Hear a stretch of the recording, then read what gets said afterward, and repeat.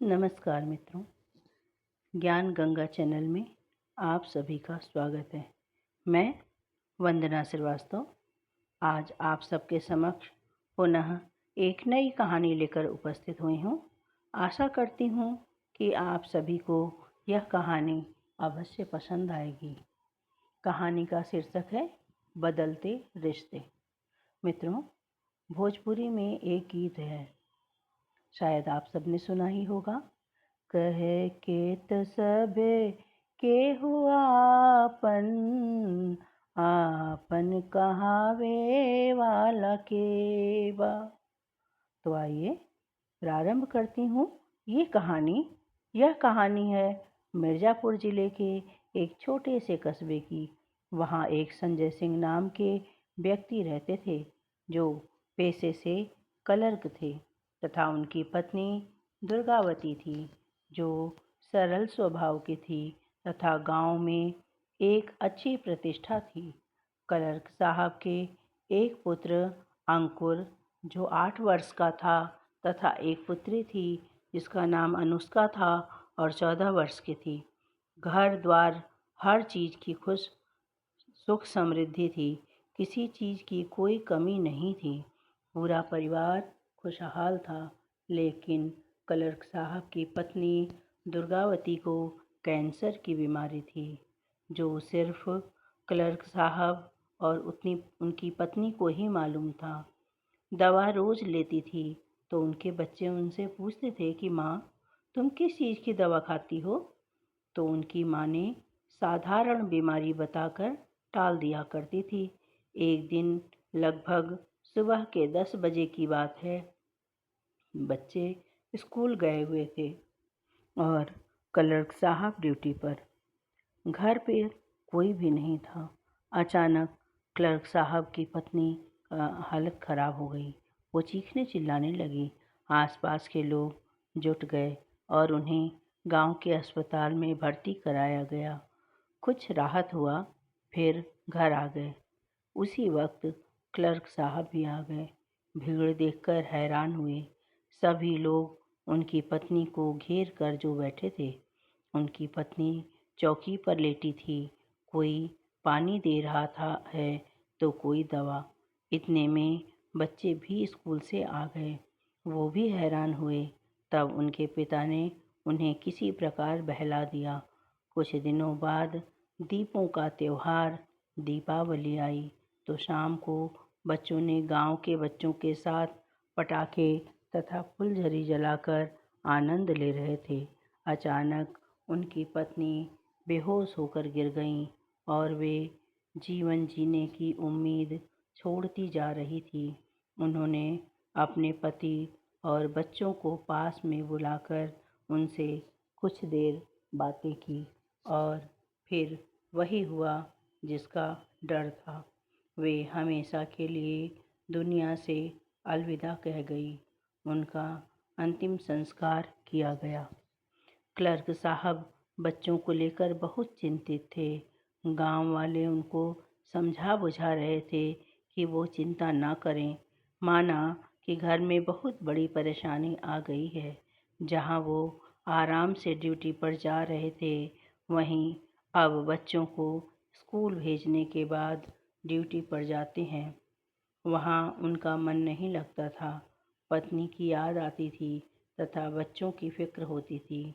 एक रात क्लर्क साहब के बच्चे पढ़ रहे थे कि अचानक उन्हें उनकी माँ की याद आ गई और वे अपने पिता के पास जाकर रोने लगे।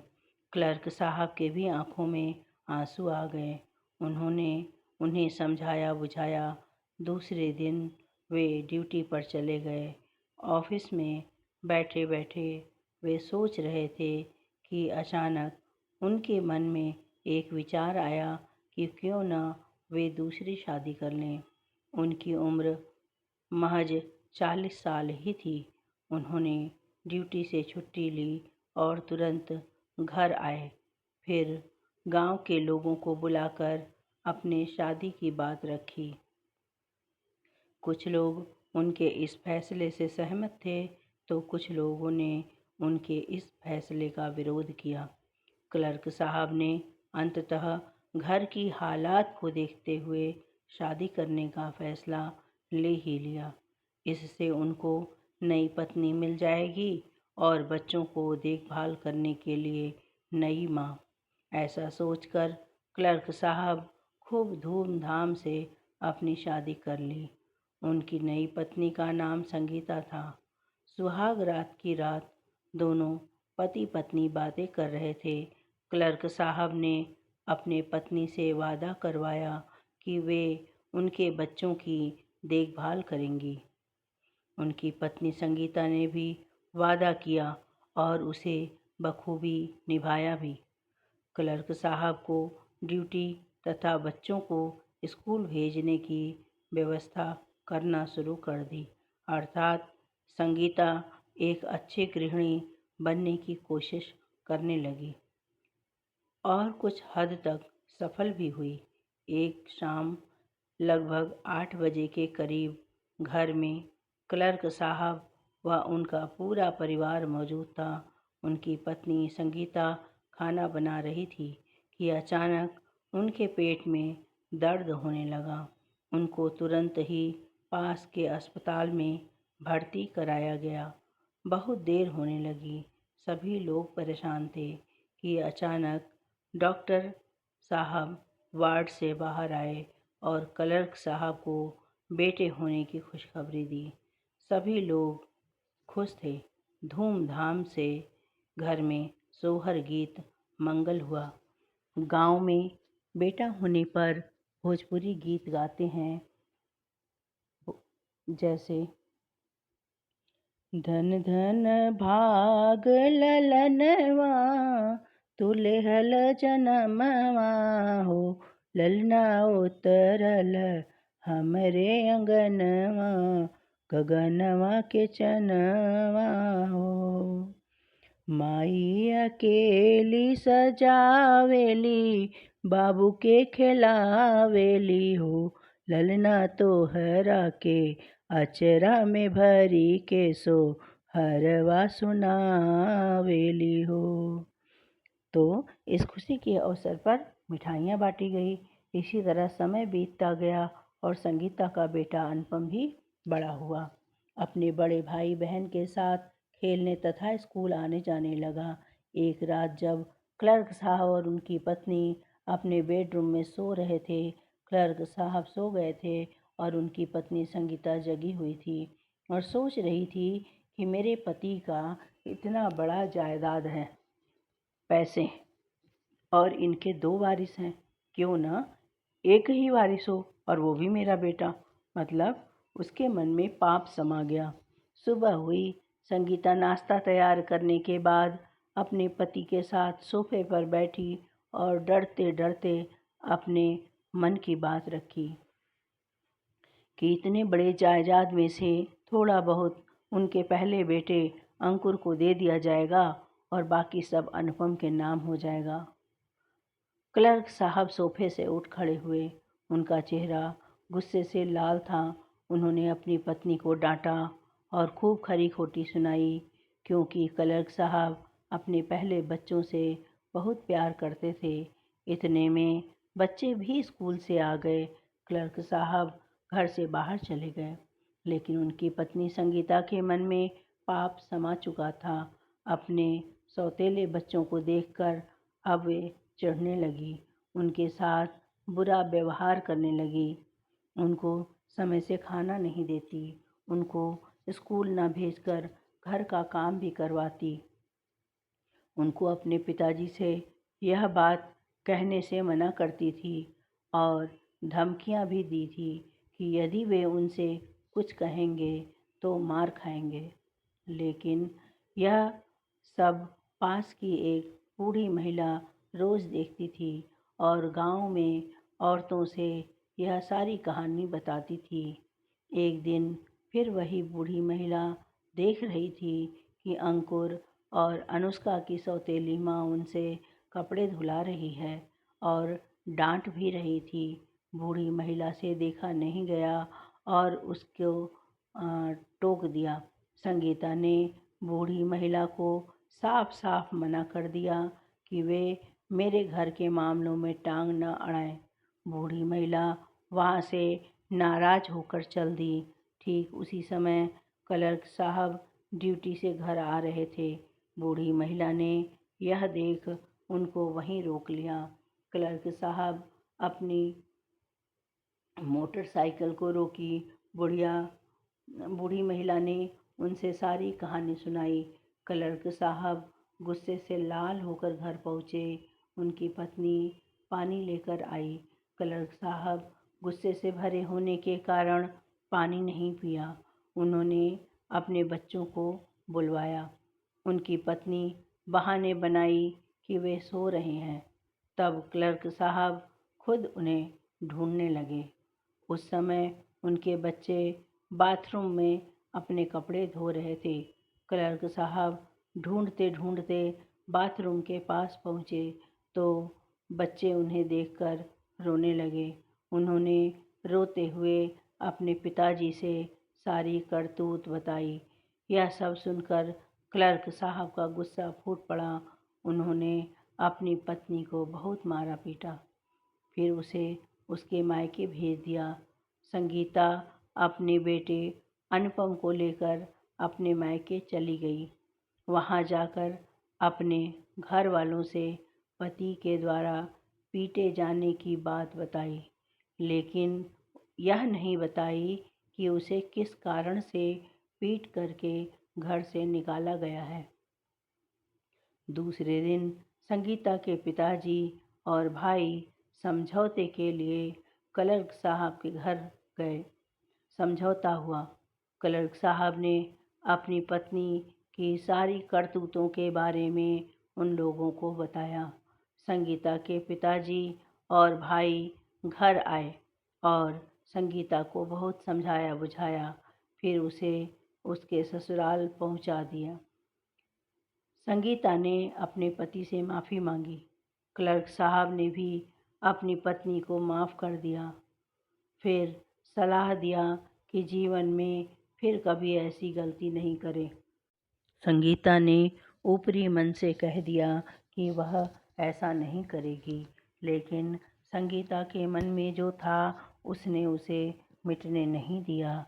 एक शाम जब संगीता अपने कमरे में खिड़की के पास बैठी थी और उसके खिड़की के बाहर 2-3 औरतें आपस में बातें कर रही थी, जिसमें बाबा भूतनाथ जी का जिक्र कर रही थी कि बाबा भूतनाथ झाड़ फूक के साथ वशीकरण भी करते हैं। शायद उन तीनों औरतों को यही समस्या रही होगी। बाबा भूतनाथ जी पास के गांव के ही निवासी थे। अब संगीता को समस्या का समाधान मिल चुका था। बस उचित समय का इंतजार कर रही थी कि एक दिन उसके पति किसी काम से बनारस चले गए और सभी बच्चे स्कूल। बस उसे मौका मिल गया। उसने तुरंत उस गांव में बाबा भूतनाथ जी के पास पहुंच गई। उनका पैर छूकर अपनी बात रखी, मगर सब पूरी तरह से झूठ था कि उसे उसके पति जानते मानते नहीं हैं। बाबा भूतनाथ जी झाड़ फूंक करके कुछ गुड़ के पिंड दिए और बताया कि अपने पति को खिला देना। संगीता जल्दी अपने घर आ गई और अपना रणनीति तैयार करने में जुट गई। उन बच्चों के खिलाफ इतने में उसके बच्चे भी स्कूल से आ गए। उसने खाना परोसा, फिर अपने पति के आने का इंतजार करने लगी। शाम तक उसके पति भी घर आ गए। संगीता ने अपने पति के लिए प्रतिदिन की तरह पानी लाई, लेकिन मीठे की जगह वह गुड़ लाई जो बाबा भूतनाथ जी के यहाँ से लाई थी। गुड़ पानी दी और बताई कि वह उसके मायके से लाई है। क्लर्क साहब बहुत खुश हुए और गुड़ खाकर पानी पिए।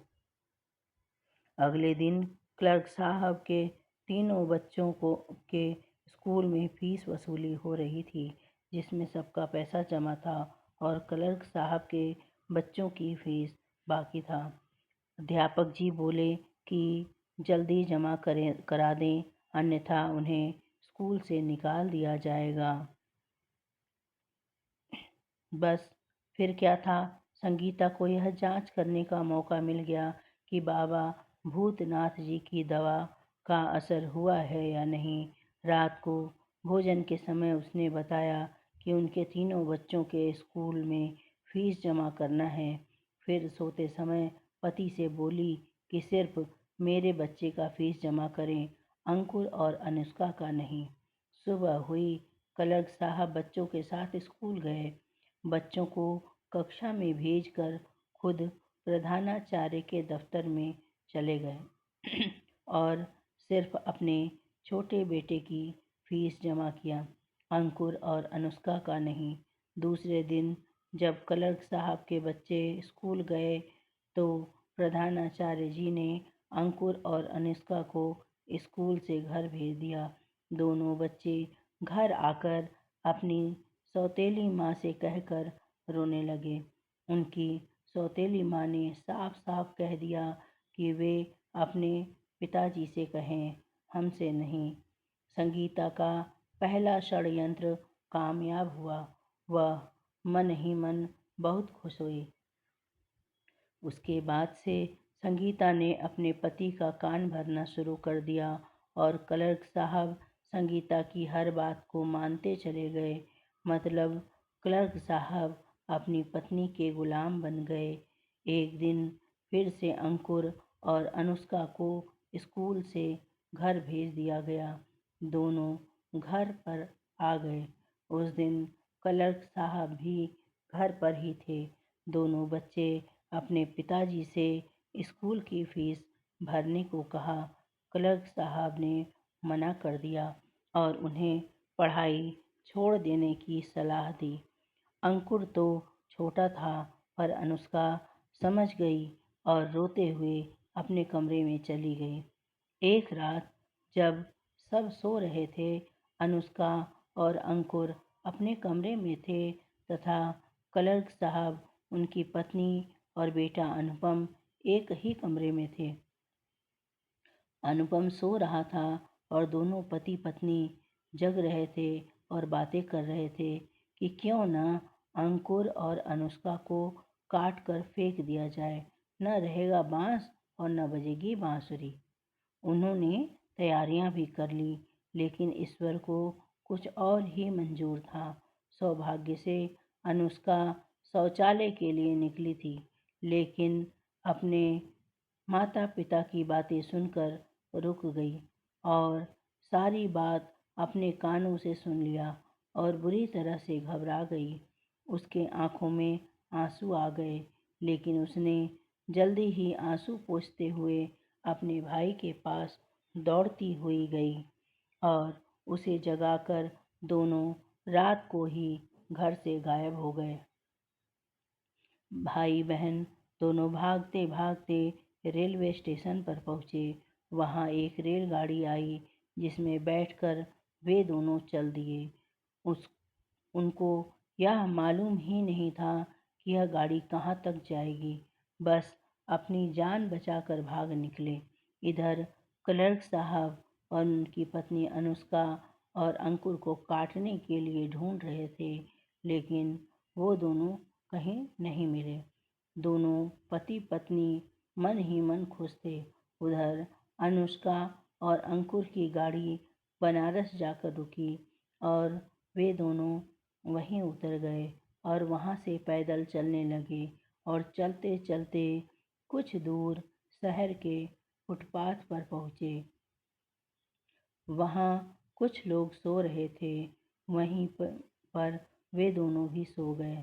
सुबह हुई, दोनों भाई बहन उठे। अंकुर डर कर रोने लगा, उसे भूख भी लगी थी। अनुष्का अपने भाई को समझा बुझाकर चुप करवाई, फिर लोगों से खाना मांगा। दुकान वालों ने उन्हें भगा दिया। एक दुकान वाले को उन पर बड़ी दया आई, उसने उन दोनों को पेट भर खाना खिलाया। वे दोनों खाना खाने के बाद वहां से चल दिए। अनुष्का अपने हालात के बारे में सोच रही थी और फैसला ली कि अब वे दोनों नहीं जिएंगे। चलते चलते दोनों एक नदी के पुल पर पहुँचे। अनुष्का फैसला कर चुकी थी कि अब उन्हें नहीं जीना है। वहाँ उसने बहुत देर तक पुल से नदी में कूदने की कोशिश करते रहे। पैर आगे बढ़ाते, फिर डरकर पीछे हट जाते। अब पुल से उतरकर नदी के किनारे पहुँचे। वहाँ भी बहुत देर तक नदी में डूबने के लिए कोशिश करते रहे, लेकिन वहीं पर कुछ दूर पर एक साधु की कुटिया थी। उसमें एक साधु बाबा बैठे इनको देख रहे थे। वे वहाँ तुरंत पहुँचे और उन बच्चों को अपने साथ ले गए। उन्होंने कारण पूछा। अनुष्का रोती हुई सारी कहानी उन्हें सुनाई। साधु बाबा को दया आ गई। साधु बाबा ने उन्हें खाने के लिए भोजन दिया और उनको अपने साथ ही रखने का फैसला ले लिया। इधर समाज के डर से क्लर्क साहब थाने में रिपोर्ट दर्ज कराए। थाने वाले तुरंत कार्यवाही करना शुरू कर दिए। क्लर्क साहब के घर पर पुलिस का आना जाना शुरू हो गया। गांव वाले हैरान थे कि क्या बात है कि रोज रोज पुलिस वाले आ रहे हैं। एक बूढ़ी औरत ने क्लर्क साहब से पूछा, तो क्लर्क साहब ने रोते हुए बताया कि उनके बच्चे अंकुर और अनुष्का घर से गायब हैं। लेकिन उस बूढ़ी महिला ने तो सारी कहानी देखी थी। उसको कुछ शक हुआ, लेकिन वह बूढ़ी महिला वहाँ से चुपचाप चली गई। संगीता ऊपर के मन से रो रही थी, लेकिन भीतर के मन से बहुत खुश थी। एक दिन सुबह लगभग 11 बजे के करीब में एक पुलिस अधिकारी आया। आकर उसने बच्चों की फ़ोटो मांगी। संगीता घर में गई और उनकी फ़ोटो ढूंढने लगी।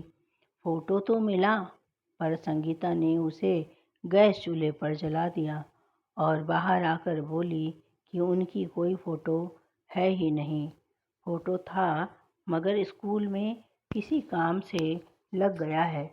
पुलिस अधिकारी ने कहा, बताइए भला, बच्चों की फ़ोटो नहीं होगी तो हम बच्चों को कैसे ढूंढ निकालेंगे? जल्दी कोई तस्वीर उपलब्ध कराएं। पुलिस अधिकारी वहाँ से चला गया। उधर बनारस में साधु बाबा ने उन दोनों बच्चों का एक स्कूल में दाखिला करा दिया। उनके रहने और खाने का प्रबंध अपने यहाँ ही किया। बच्चे स्कूल आने जाने लगे। ऐसे ही करते करते पूरे 10 साल बीत गए। बच्चे अपना अतीत भूल गए। अब वो बड़े हो गए थे। अनुष्का नर्स की पढ़ाई कर बनारस में ही एक अस्पताल में काम करती थी और उसका छोटा भाई अंकुर आर्मी ज्वाइन कर लिया था। एक बार संयोग से क्लर्क साहब अपनी पत्नी संगीता और उनका बेटा अनुपम बनारस में जीप से कहीं घूमने जा रहे थे कि अचानक आगे से एक ट्रक वाला आगे से जीप को टक्कर मार दिया। जीप में बैठे सभी यात्रियों के साथ क्लर्क साहब और उनका परिवार भी बुरी तरीके से घायल हो गए।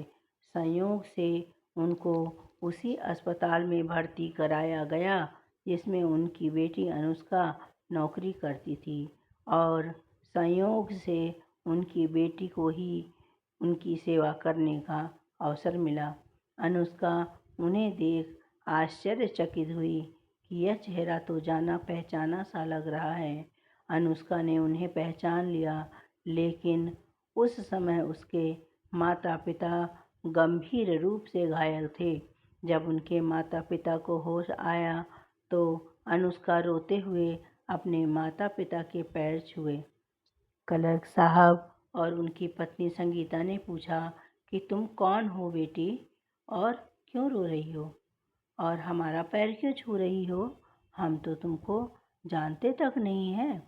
तब अनुष्का ने अपनी सारी कहानी बताई। यह सुनकर क्लर्क साहब को अपने आप पर बहुत शर्मिंदगी महसूस हुई। उन्होंने अपनी बेटी से माफ़ी मांगी। अनुष्का अपने माता पिता को अस्पताल से छुट्टी दिलाकर अपने घर पर ले गई। संयोग से उस दिन अंकुर भी छुट्टी पर घर में आया था। साधु बाबा और अंकुर खाना खा रहे थे। तभी वहाँ अनुष्का अपने माता पिता के साथ पहुँची। साधु बाबा और अंकुर आश्चर्यचकित थे। अनुष्का अपने माता पिता को साधु बाबा और अपने भाई से मिलवाकर परिचय करवाया। साधु बाबा मन ही मन बहुत क्रोधित थे और क्लर्क साहब और उनकी पत्नी को भी भला बुरा बोल दिया। क्लर्क साहब शर्म से झुक गए। अनुष्का का भाई भी बहुत क्रोध में था। उसने भी बहुत खरी खोटी सुनाई। अनुष्का और साधु बाबा ने तो क्लर्क साहब को माफ़ कर दिया, लेकिन अंकुर उनका चेहरा तक नहीं देखना चाहता था। अनुष्का और साधु बाबा ने अंकुर को बहुत समझाया, लेकिन अंकुर अपनी जिद पर डटा रहा। अंत में क्लर्क साहब और उनकी पत्नी संगीता अपने बेटे अंकुर का पैर पकड़ लेते हैं। अंकुर को बड़ी शर्मिंदगी महसूस हुई। फिर अंत में अंकुर का गुस्सा थोड़ा शांत हो गया और अपने माता पिता को उसने अपना लिया। अब क्लर्क साहब और उनकी पत्नी संगीता अपने बच्चों से वापस घर चलने का आग्रह किया, लेकिन अंकुर और अनुष्का का कहना था कि साधु बाबा ने हमें पाल पोस कर बड़ा किया है, इसलिए हम उन्हीं के साथ रहेंगे।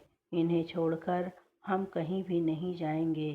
साधु बाबा ने उनको समझाया, पर वो दोनों उन्हीं नहीं मान रहे थे।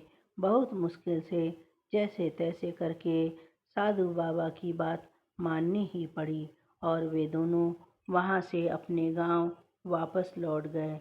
क्लर्क साहब ने अपनी बेटी अनुष्का की शादी बहुत धूमधाम से की।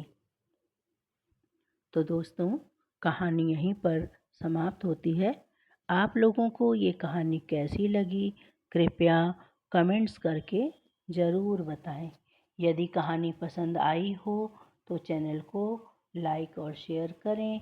चैनल पर नए हैं तो चैनल को सब्सक्राइब अवश्य करें, जिससे मेरे द्वारा सुनाई गई कहानी का आप सबसे पहले आनंद ले सकें। मेरे द्वारा ये कहानी सुनने के लिए आप सभी का बहुत बहुत धन्यवाद। मिलते हैं फिर एक नई कहानी के साथ। तब तक के लिए मुझे आज्ञा दें। धन्यवाद दोस्तों। Bye bye.